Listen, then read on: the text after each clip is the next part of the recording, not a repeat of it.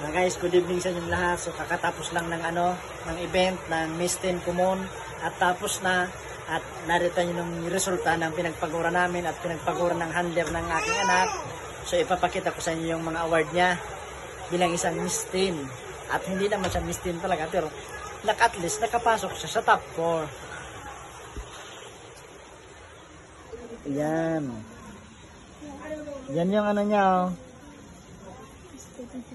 Miss Photogenic. Ano ba yan?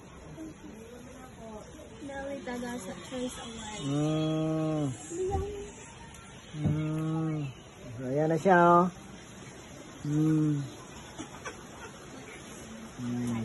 First time niya sumali. Medyo may kaba pa, pero masaya. Sa nakapasok sa top 4. May marami rin siyang award. Maraming salamat nga pala sa mga sumuporta sa aking anak.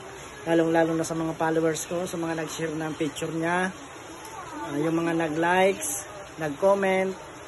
Maraming salamat. Lalong-lalo na dyan sa Iba Sambales, sa Barangay Bangan Talinga. Lalong-lalo na dyan sa mga Balansi family, sa mga pinsan ng asawa ko, sa mga kapatid. Maraming salamat sa nag-share, nag-heart.